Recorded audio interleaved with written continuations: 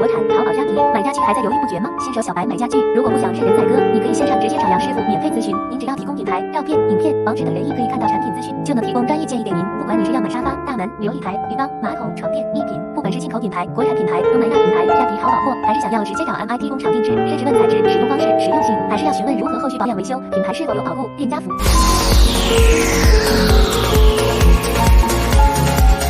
家具小白免费线上咨询，也能协助进口国产甚至工厂购买。私讯粉专或 Line 找杨师傅。